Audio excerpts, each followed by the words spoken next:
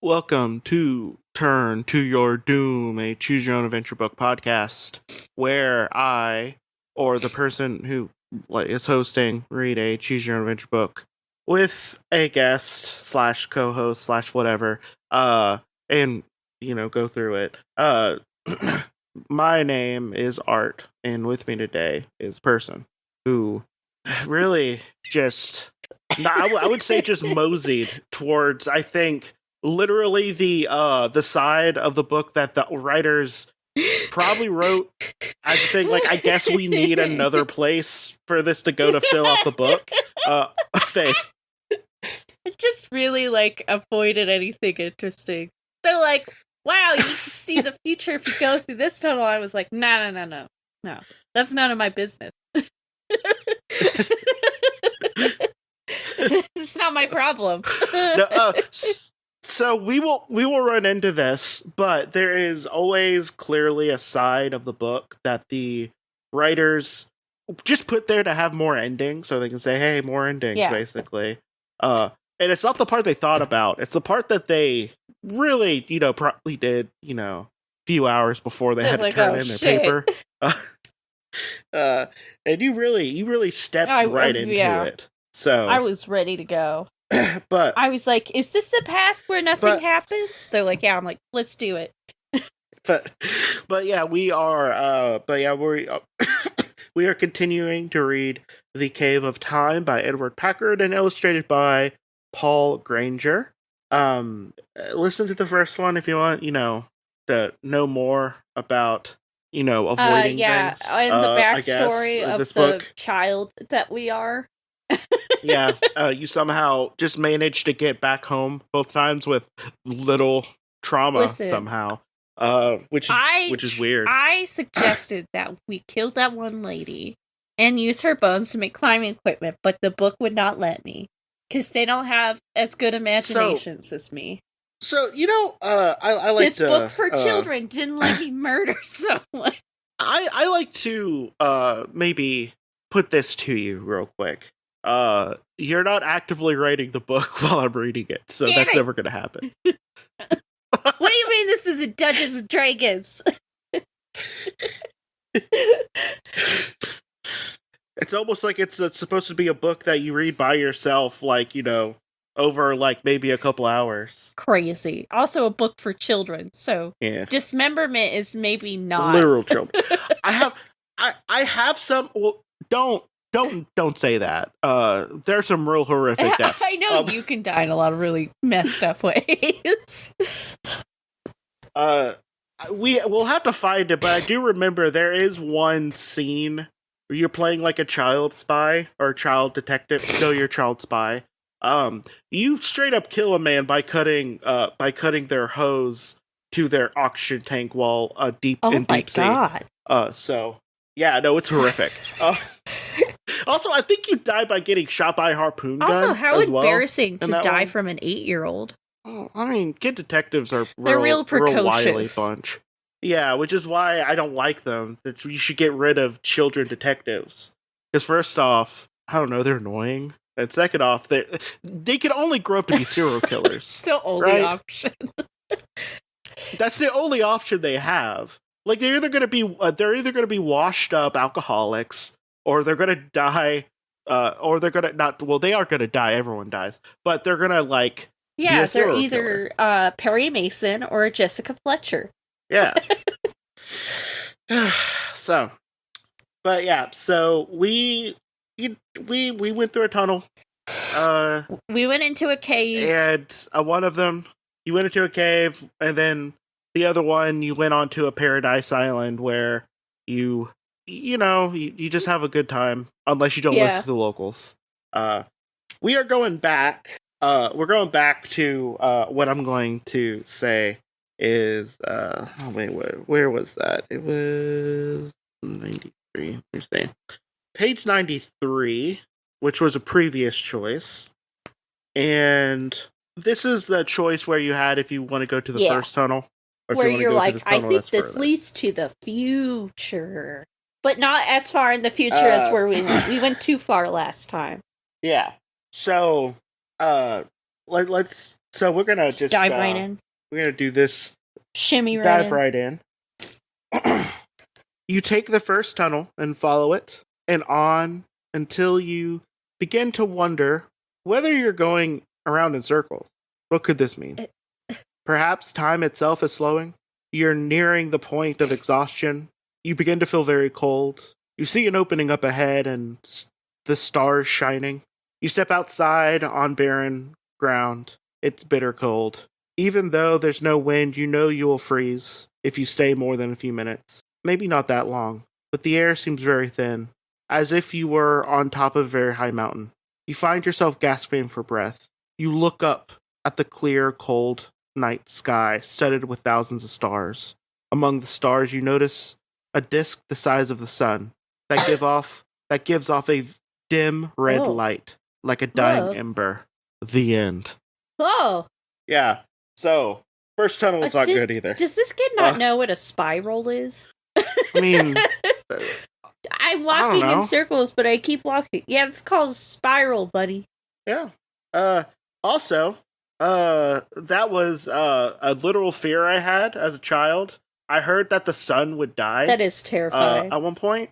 And you know, like that had the same precedent in my head as learning that if I didn't repent to Jesus, I would go to hell. Yeah. You know, traumatizing, both of them. One of the 3 ways I would never want to die is having a pulmonary embolism because of cold alpine air. So that's also fear awakened by this. Basically, all the little sacs of fluid in your lungs freeze as you breathe in, and as you breathe out, they burst, and you drown in your own blood. Yeah, not great. The other 2 ways, by the way, are massive radiation exposure and extreme decompression. Both things are very unlikely to happen to me.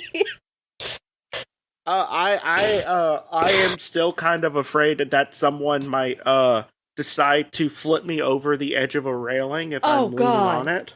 Yeah, no, like, okay, so first off, like, I don't know if you noticed this, and I want to instill this fear into everyone, because I don't go on railings. I just don't. Like, it's hard for me to even, like, I don't look over things, I don't lean on things over open air. And the reason why is because, like, it's not hard to just literally grab someone ankles and use themselves as a pivot to push them over. That's true. Yeah.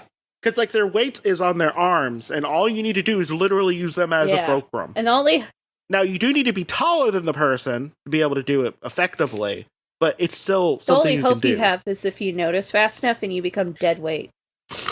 Yeah, and you're probably not going to because you're going to panic.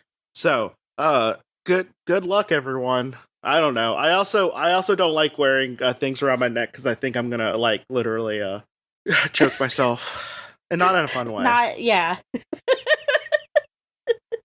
The opposite, in the murderous way.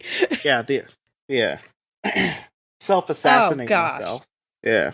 And then people are gonna spend years trying to figure out why or how you died, who killed you, and, like, in the reality, you just fucking choked. Yeah. So, yeah. But that was an end. I feel like it's a pretty poetic end. I like the endings that, like, really, like, potentially puts a like irrational fear into some kid's head.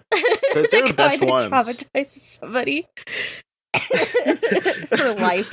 Yeah. Yeah, the more trauma you can induce in a child, the better. The better. I'm living proof of that. But we are going to go up the next. Okay, so let's see what the next thing is. One moment. Okay, we're gonna go up the next. Up to the next choice. That's the one right before this one. And it is the one where you choose if to go to the future, past, or you just, like, walk back out. What page is it? So you chose 20 this time. So we have, if you take the tunnel leading to the right, which the right would be, come on, okay. Yeah, so the right would be the one that curves down to the right, and they think that leads to the past. And then there you walk outside the cave again, and that so it's page 61, and then page 21. Stay. That's all right. Yeah, let's go to the past, baby. Okay. I want to see a dinosaur, even if it eats me. Okay, so one moment. Okay, so you follow the tunnel down a short distance. Suddenly, you follow the tunnel downwards a short distance. Suddenly, you're sliding. Your head strikes something and you're knocked unconscious. When you wake up, you find yourself by a small lake, bordered by woods. A boy about 12 years old is fishing nearby, but there's no one else in sight. You go and introduce yourself, hoping you can find out what year it is without sounding crazy. What year is it?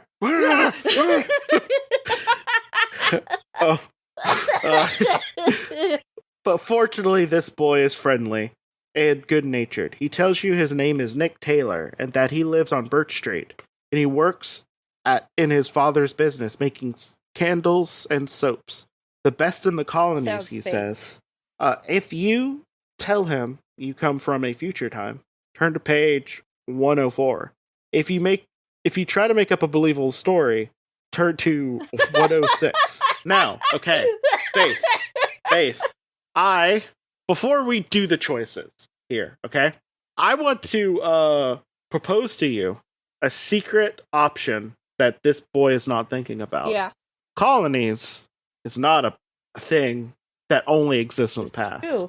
What if the United States gets destroyed, yay, and then it gets colonized again, and it's in the future. And the reason why he's not decked out in future stuff is because, like, you know, they have like a natural fiber it's thing. It's like in that M. Night Shyamalan movie, The Village, where they pretend like they're in colonial times to escape modern society. Or they're just almond moms. Oh, that too. Yeah. They're beige. So they're a sad beige mom. So beige.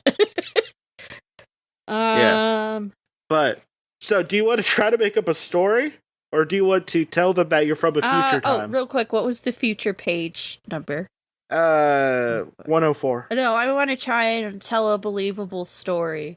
Oh God, you're gonna fail at this. He's gonna just stab you. You'll be like, okay, with witch. What? A candle? No, with a bar knife. Of soap. A bar of soap carved into a knife. Just like they do in prison. He's like, well, you got such fancy clothes. And we're like, yeah. You try your best to make up a story about how you ran away from home, but Nick sees that you're not telling him the truth. While you're talking, he packs up his fishing gear and says goodbye and walks off. You're fucking hilarious. Oh, God. Fucking Nick, you are just... Oh, God, I love you, Nick. You're so good. Actually, you know what? That is the appropriate way to react if you know somebody is lying to you. Just leave. Just fucking leave. Don't even deal with it. It's not your problem anymore. Yeah, you go to a settled area. While you are standing next to a church and wonder what to do next, a constable approaches you and asks where you're from. This time you try to explain what really happened, but after listening a while, he arrests you for disorderly conduct and locks you in local jail. Later that day, a big, stupid-looking guard brings you a ration of soup and bread. He is fascinated by your strange clothes and by the rumors he's heard about you. After opening the door to your cell, he hands you your food and stands back and looks at you curiously. They say you're in league with the devil, he says. Is it so? If you try to run past the guard and escape, turn to page 111. If you try to tell him that you're innocent, turn to page 113. He is... Let's try... You want to try to run past and I fail? want to try and convince him that I'm innocent. That I'm a good boy who's never done anything wrong in my entire life, except the one time that I lied to that other child. When you tell the guard you're innocent, he scowls and slams the door shut. slams the door shut. You'll not take me to the devil with you. He calls back as he walks away. The next day, you are brought to a courtroom before a stern-looking judge. After hearing the charges against you and listening to what you had to say, he shakes his head and scowls angrily. And then he looks at the prosecutors and pounds his fists on the bench. Your charge against this person for disorderly conduct, but the specifications you give are strange clothing and telling stories invented by the devil. What you're really charging is witchcraft. There will be no such madness in my court, and let me have none of it again from you. Case dismissed. Oh, fuck. The judge not only sets you free, but afterwards gives you a home to live in and helps you on your way to a good and happy life in the 18th century. The end. Damn. What? A reasonable judge in the 1700s? We got lucky. I mean, you're also about to, just kill the fuck out of a bunch of those people. Like, you definitely have some pathogens on you that they are not immune to. Oh god, that is true, actually. Now that you say that. Yeah, that's a good point. Yeah, where do you want to go back to? Well, we're going to do the other choice where you try to run past them. Okay. The guard is startled, maybe even too afraid to stop you as you dart past him and out of the jailhouse. You run down the street as fast as you can. As you stop to catch your breath, a thin, bearded man driving a coach pulls up next to you. You seem to be in some trouble, he calls out. Can I be of help? Too tired to make up any story, you begin to tell him everything that's happened to you. He's very excited about your story and invites you to a nearby tavern, where you have your first good meal since you left Red Creek Ranch. Your host hardly eats anything. He looks pale and seems to have a bad cough. I know what that's like. And then I'm just turning to the next page. When you finish recounting your tale, he says, "It's strange that we've met. I have tuberculosis, and no doctor in Boston can help me. My only hope is to reach a future time." "I think that's my only hope too," you say. "If we help each other, I think we can find our way back to your time. My new time," he replies. The two of you shake hands and set out on your quest the next day at sunrise. Together you were successful in finding your way to the present time. Your friend from the past is cured with the help of modern medicines and later becomes a history teacher who is known throughout the land for his amazing knowledge of life in colonial America. The end. Oh my god! Oh, that was a nice ending. We hope. I mean, I'm not going to bring up the fact that he might have been a nonce, but I was thinking that when they first described him, and then they're like, "Oh, he's tuberculosis." I'm like, okay, nonces could have tuberculosis. It's true. I know. I was gonna be like. By the way, I'm using nonce as in the British term instead of pedo because I find it to be a more useful term. I was gonna say his other option is to move somewhere dry, but I understand. Yeah. Also, how fucking long did it take him? Wait, is he literally? Oh, he's literally that meme of something you can show an 18th century person to kill them. Except nothing killed him. Like, imagine bringing him to like an EDM concert with a laser light show. Like, he'd probably think the world is ending. Give him a flamin' hot Cheeto or a Takis. He will die. That man has not tasted flavor in his life. Okay. We're making pretty good pace for the endings. Yeah. I guess there's a possibility we're not a child. Oh, okay. No, you're a child. Damn, that judge just gave a child a house. He's like, yeah, go crazy. I do know how to make alcohol, so I could survive. Let's see. Sorry, I accidentally reversed the numbers. So, okay, one moment. Telling me from a future time. Yeah, if we wanted to. So, okay, so you can tell him that you're from a future time. The kid, the Nick Trombley or whatever his name is. That's page 104. Yeah, so if you tell him that, something else happened. Wow, it's like the whole premise of the book. Okay, so you tell the kid that you're from the future, and instead of doing that masterful, just disrespectful move of just packing up and leaving in the middle of you talking, Nick knows what's up. You tell him that you're from the 20th century through the cave of time, and he smiles, and you tell him a little bit about life in your own time, about cars and planes and telephones and television. He listens intently with a big grin on his face, as if you're telling the funniest story ever told. I am so glad to meet you, Nick says. I've always wanted to know about life in the 20th century. Oh, okay. I was about to, he tries to look serious, but begins to laugh, thinking it's all a joke. But seriously, you say, since you know he will never believe you. I have no home. Do you know a place that I could stay? I'm sure you could stay at our house, Nick says warmly. We have such a big family. One more won't matter. But you must be willing to work in the shop with the rest of us. Since you feel you hardly have any other choice, you accept his offer and feel grateful when his parents give you a good dinner and a comfortable bed. Nick tells you with much seriousness that you are living in the year 1718 in Boston, the principal town in the British colony of Massachusetts. Not Boston. You soon become. No. You're gonna pioneer climbing up a grease pole. Whatever you do in the year 1911, don't store a bunch of molasses next to the river in a drum. It will only end badly.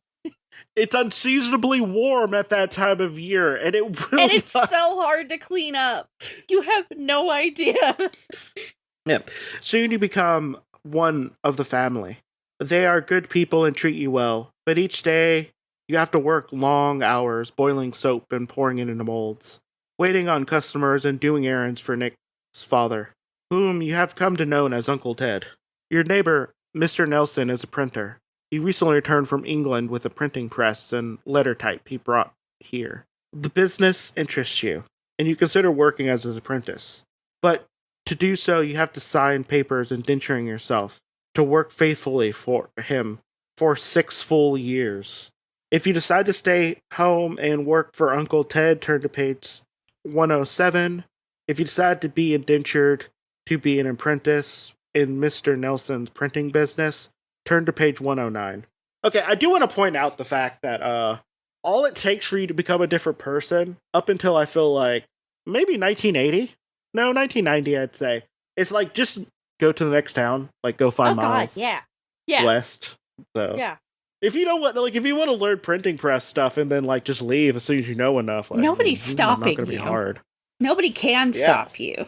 Like, indentured servants in early American colonies, like, they just left a lot. It's like in, God, what was it? Reanimator, we were talking about that. We were like, fucking Herbert West and the narrator could just pick up and move, like, 20 miles away, and nobody will know who they are. And they could just start all over again. Yeah. Like, no, not hard. It really isn't. Oh, yeah, because we were also talking about when they, like, brought somebody back from the dead after they were killed. And the cops showed up. We're like, the cops, you could just move. The cops will never find you. Yeah. Like, why are you worried? Calm down. Just leave. Just fucking leave. You could probably use the same name. Like, the only time it doesn't work is whenever you piss off enough people. Yeah, just be low-key. Yeah. So, do you want to continue working for Uncle Ted or work for Mr. Nelson and learn how to do printing press stuff for 6 years? I want to learn how to do a printing press because that sounds really cool. Yeah, also, I don't know if literacy is a novelty in this time. Well, considering that there are a lot of just functionally illiterate people out there today, probably. Like, I think a third. There's a lot of people who don't really know how to read out there who are adults, and because of modern technology, they're... Oh, yeah, it's so true. So, don't make fun of people who are illiterate. Like, you might know a few people who are illiterate. My sister has severe dyslexia. She can read fine, but she cannot write anything down. it just it does not translate.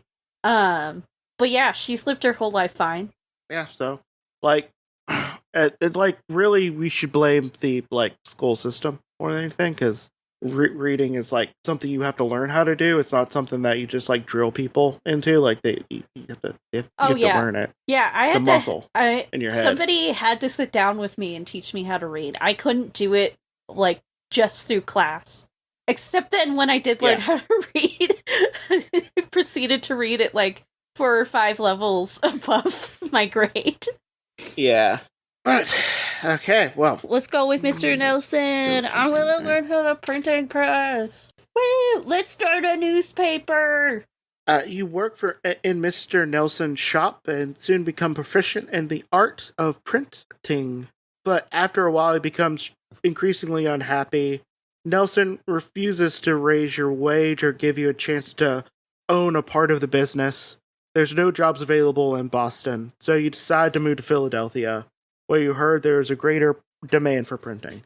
Happily, Mr. Nelson agrees to release you from your indenture by selling almost all your possessions. You are able to raise enough money to engage passage on a coastal schooner.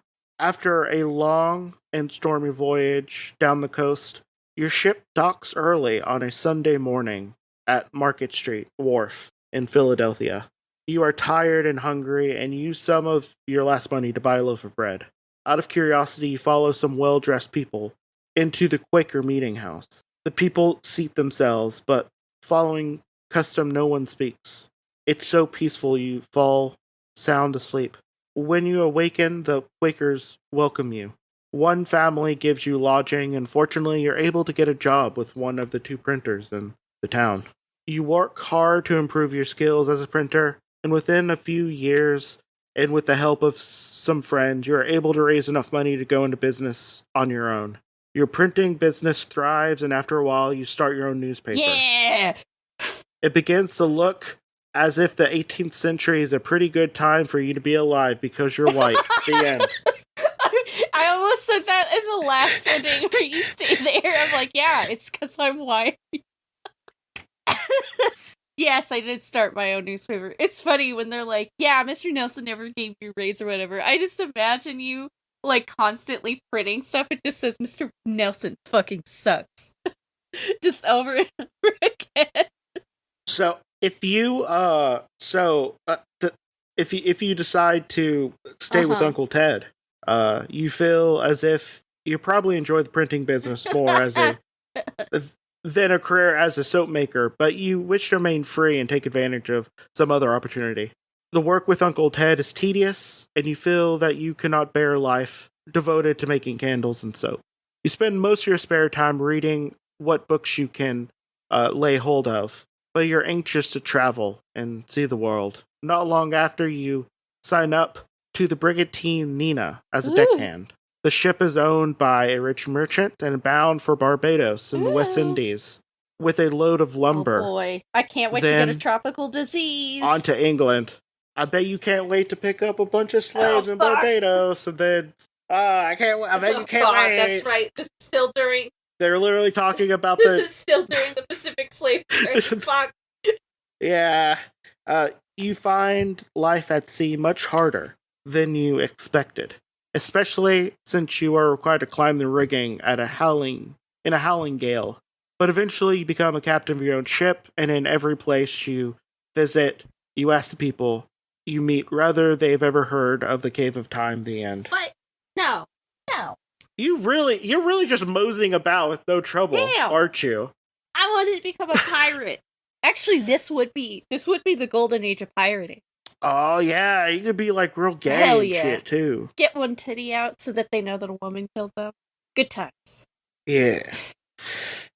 Okay, well, do you want to go back? Our other option was to stay outside of the cave. That was page 21. Yeah. So, okay,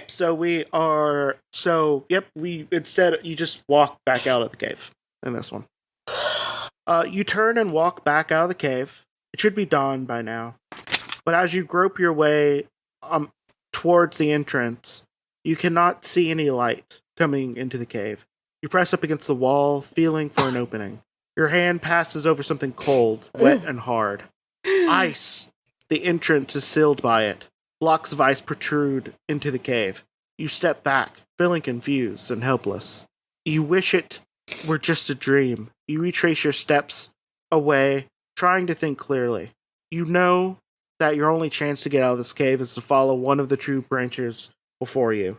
If you go to the right branch, go to page 33. If you go to the left branch, turn to page 35. Now, I just want to say that if you take out just a few verbs here, just a few nouns here, it could be, like a very poetic way of someone losing their virginity. Does that include the ice? Depends on who you're with, I guess. If you're losing your virginity to Sub-Zero, the ice remains. So we got left or right, correct? Yep. Let's go left. The old adage, just keep on making left turns. Yeah, I learned that from back when they had those direct-to-VHS McDonald animated shows. There's one about how to... The Classic Supo ones? Oh, I hate Class Kisupo art. Like, it really it gives me it makes my teeth itch. I know, it's not great. But there's one about how to get through a maze. I hate it so much. And you just go left. Yeah, you just left take turns. left turn. Yeah, you hit a wall, turn left from it. Eventually you're gonna get to it. Just but someone took that advice in hand and be like, haha, you can only solve this maze if you're going right. Okay, so turn left. You walk along the left-hand passage, passing tunnels from time to time, none of which look like a particularly appealing route. You decide to see what you can reach at the end of the passageway. You walk on, and hour after hour, and then in the distance you see a figure approaching, a girl wearing blue jeans and a red sweater, carrying a backpack. She tells you her name is Louisa, and that she was exploring a cave and got lost. She does not know that she is in the Cave of Time, and that you are the time cannibal.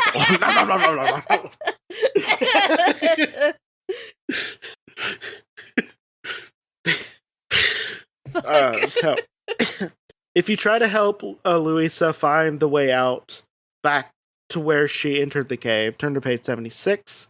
If you suggest she try one of the tunnels with you as a way out, turn to page 80. If you decide to chew on her tibia as she is still alive, she just kicks you off. Like lightly. No. See, what you do is like I don't want to describe, you delimb them. Okay. Yeah, but you put tourniquets so they don't die. I was imagining you just straight up just trying to go to like just gnawing on her pant leg. It's like like, what are you, a dog? What's happening? It's like, no, I'm the time cannibal. You think that would mean I'd eat time, but no, it's just I eat people in the Game of Time. It's like that comic on Twitter, the chimney fucker. We think he fucks chimneys, but you would be wrong.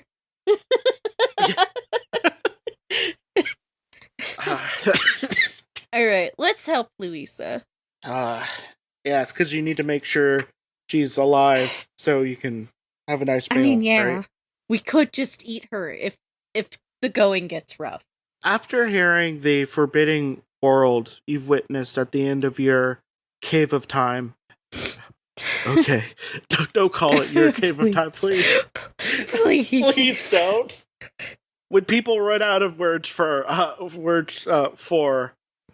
holes in smut, Cave of Time might pop up. I'm going on to Archive of Our Own right after this, and I'm going to see if I can find Cave of Time somewhere. Okay, sorry. I read ahead a little bit, and I'm just like, what the... Oh my god. Okay, neat. Sorry.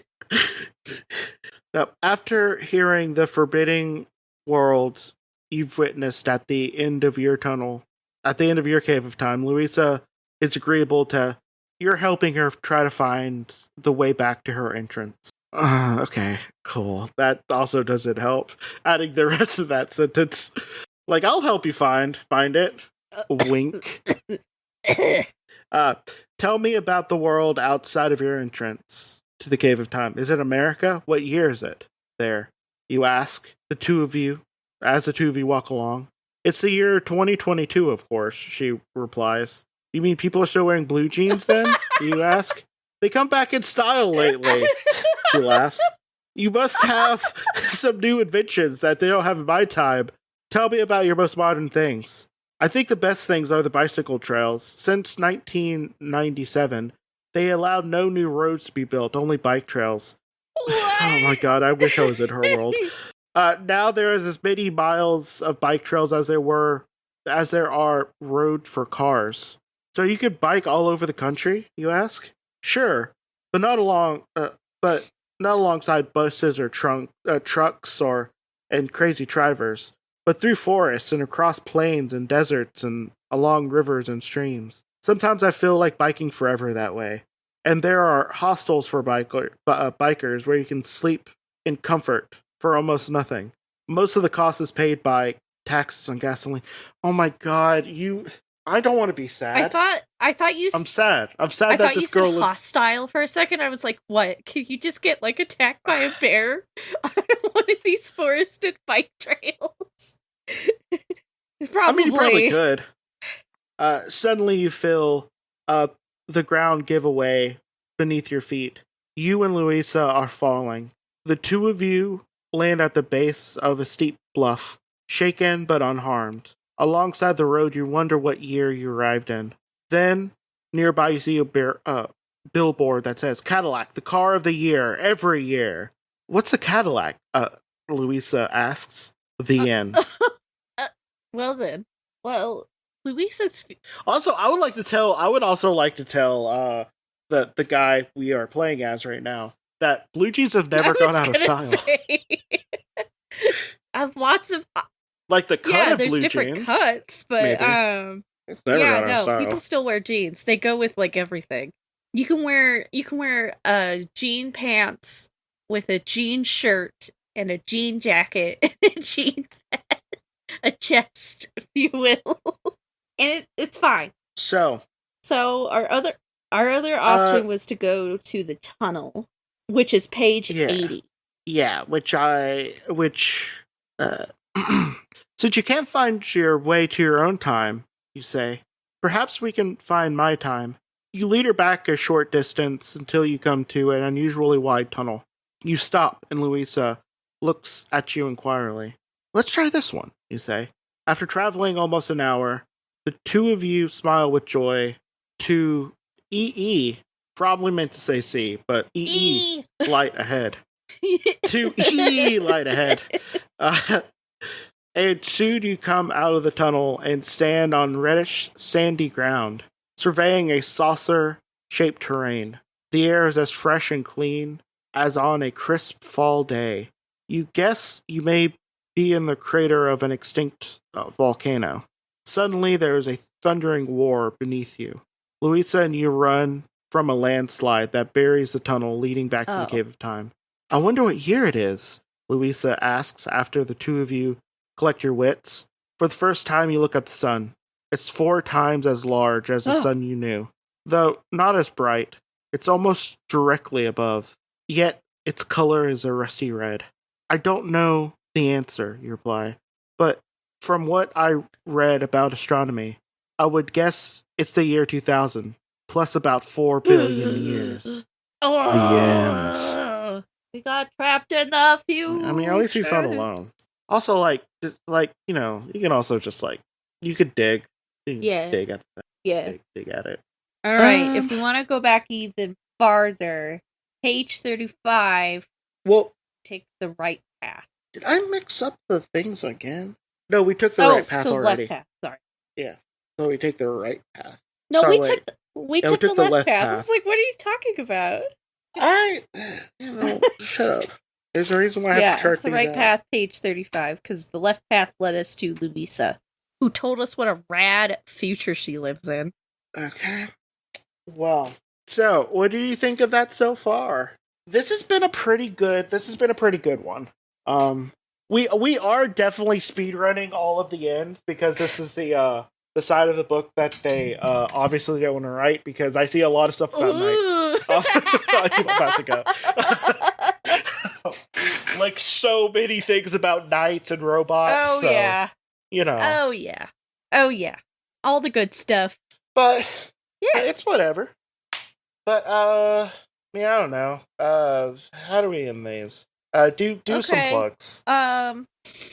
You should go check out our old podcast that is done, but like there's lots of good content. It's called Over Innsmouth. It's where we read the complete works of H.P. Lovecraft. And I have very fond memories of that, where we read them, we commentate on them, and unless the book's like really racist or boring, we usually did an audiobook of the story. And let me tell you, some of Lovecraft's like short stories were fire. They were so good. Honestly. Yeah. Cats of Ulthar, Nyarlathotep, Dagon, I remember were all very fun. The Temple, even, I remember being great. Sometimes I think about that story and I'm like, that was messed up. That man is stuck under the sea forever. That must be fun. In the Dark, great.